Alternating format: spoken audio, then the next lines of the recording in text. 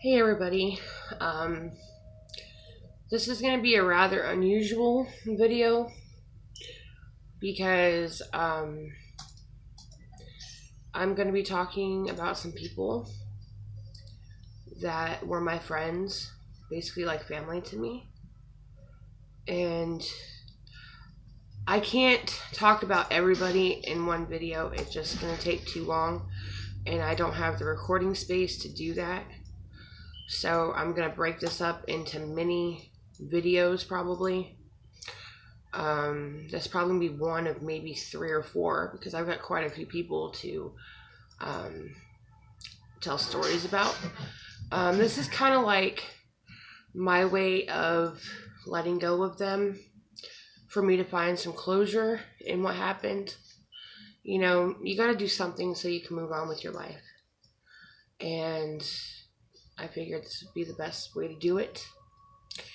And it gives you guys something to hear about me, like a memory I have, you know, a story I can tell about people, and it might actually be something you might want to listen to. So, without further ado, the first person I'm going to speak about his name is Dave. Dave was like a dad to me. Over the course of some time, you know. I actually met him when I was in Tucson, Arizona. I had met him through my ex that still lives in Arizona. And when I first, met him and everything, he seemed pretty nice. Like, he had his own place and he didn't have an income yet. Actually, as a matter of fact, my ex and him both had an apartment at the same complex that their mental health agency was paying for. So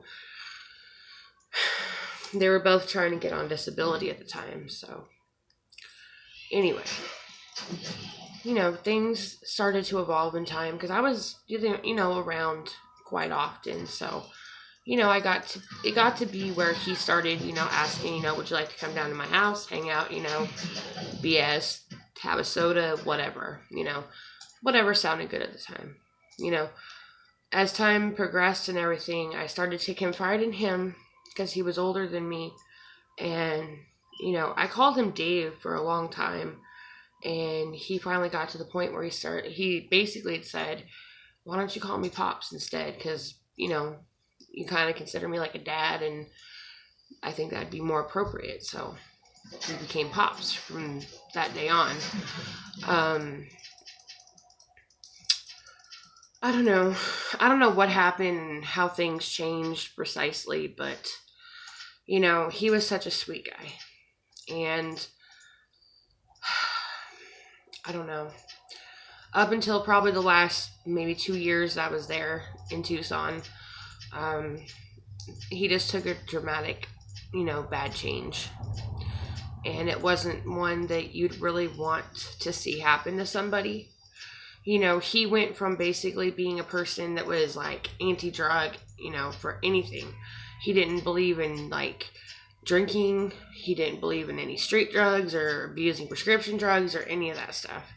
Didn't believe in any of it. Like, he actually told me, because he knew I was trying to get my act cleaned up, he actually told me if I was under the influence of anything, not to come to his house until I was sober. That's how, like, hardcore strong he was about not having that around him, because he didn't want it around. But that changed. He met somebody that moved into that apartment complex. And I'm not going to go into her story because this is not about her. But she changed him. He went from being anti-drug and supportive of sobriety and all that stuff. He did a 180 and became what I used to be, which was a full-blown drug addict. The person he met got him to do all sorts of drugs. And it got to the point where let's see, he's moved like 3 times as far as I know, probably more since I've last seen him and talked to him. He's gotten to the point where he cannot pay his bills. He's gotten to the point where he cannot pay for his medication. He's gotten to the point where he cannot afford food. He's gotten to the point where he can't even afford to have a phone.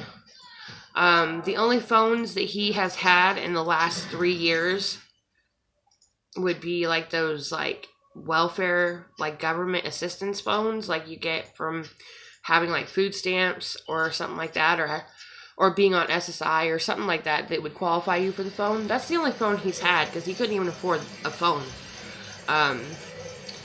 I'm not going to say how much he made on his SSDI. I know what it was, and he made, enough money to pay his bills and take care of his needs, like food, clothing, medications, all that stuff.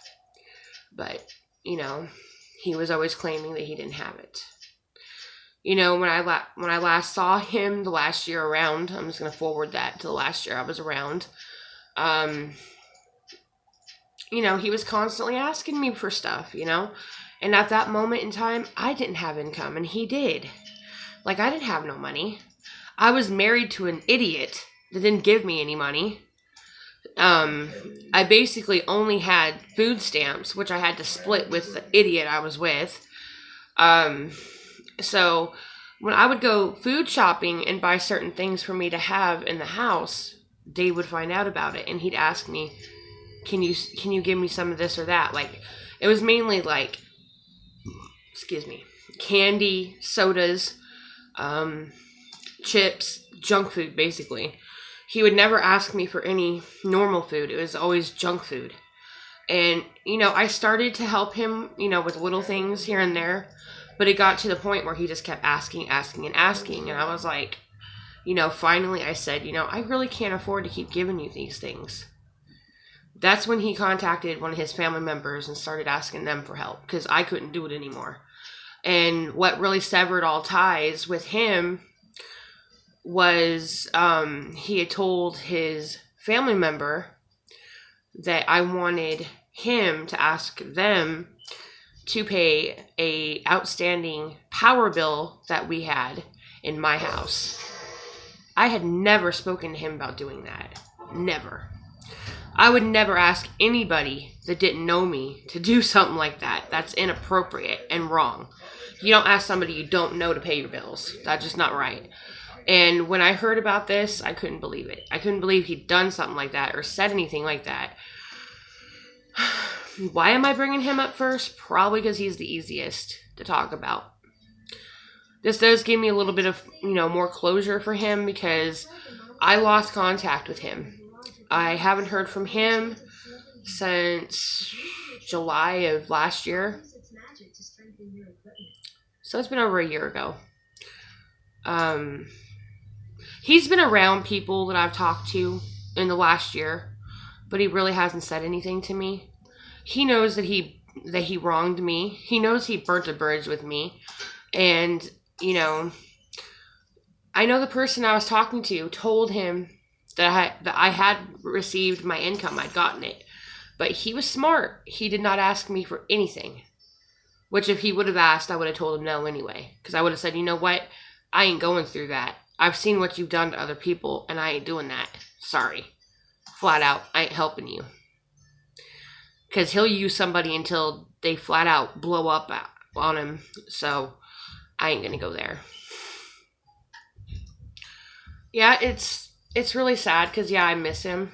He was like a dad to me. I thought he actually cared, but he didn't. It's almost like with him, the moment that I couldn't give him anything, like resources or anything like that, I quit being an important person to him. Like, I served my purpose and now he's done with me because I can't give him anything. Obviously, I can't give him anything. I'm not in his area anymore. I've been gone for a long while now. So, people like him, once they're done using somebody, I guess they just move on to the next one that they can sucker into doing what they want, basically. Let's see here. I'm gonna move along here. It's pretty much all I can say about him.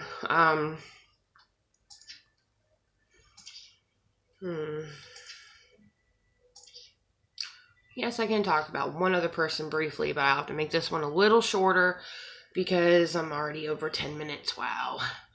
Time goes so quick when you're recording, I swear. Anyway, second person I'm going to bring up, I'm only going to mention this person like as briefly as possible because I'll probably end the video here and probably start another one another day when I feel like doing another one of these. This person happens to be my ex's sister. Okay, she's weird.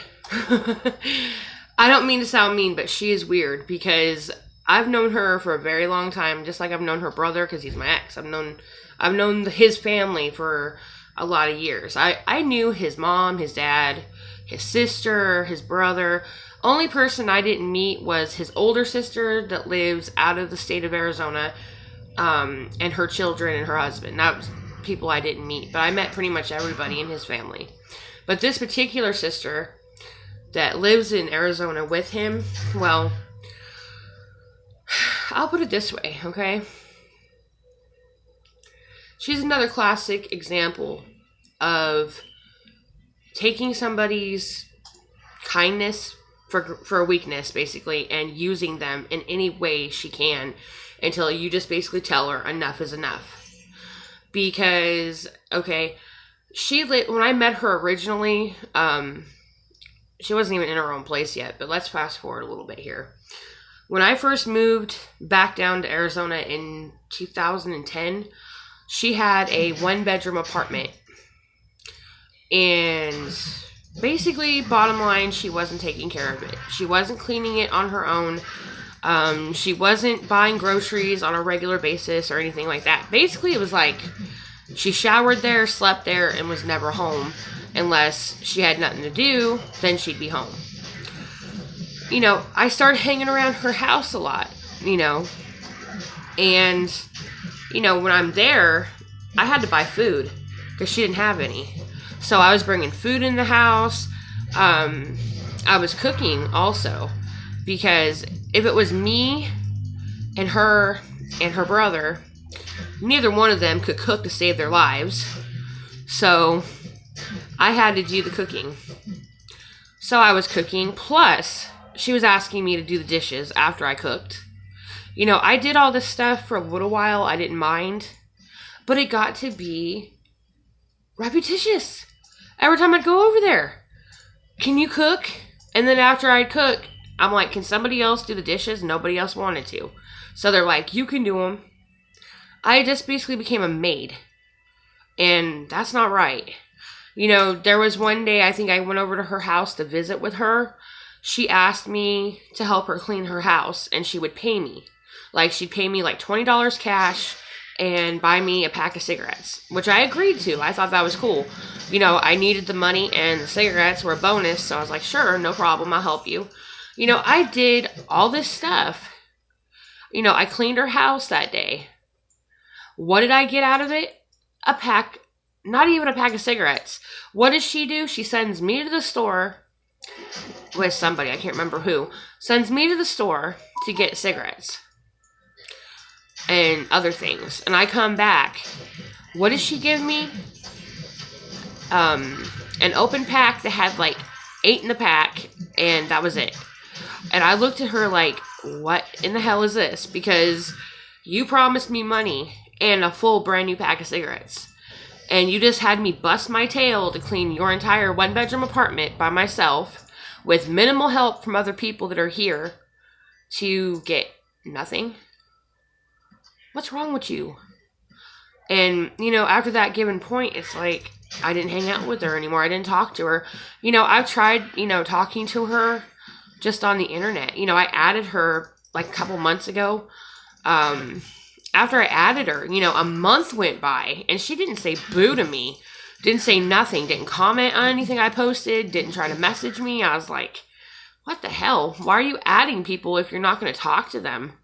So I got rid of her. You know, it's like, I don't need that in my life. You know, she's just another common denominator of why I'm not in that state anymore. She's another person that basically burned me, and burned me well, because she made me feel so bad, because she's like, you have no job, you have nowhere to live, da da da da da, you know, making me sound like a freaking bum, basically, because I was struggling to, you know, get those things, and she didn't want to help.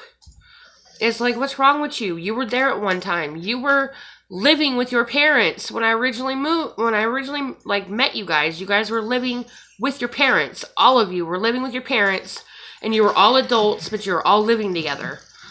I'm like, you've been there where you had nothing, but yet you're going to judge somebody else because you have a 1-bedroom apartment that you don't take care of and you take for granted. Yet that person that has nothing would give anything to have it. Yeah, it's like, I'm starting to wonder if it's like a common thing with everybody in that state to like use and abuse people and then kind of shuffle them away, you know? Because that's like the second person that's, you know, basically I've served my purpose and now they don't talk to me.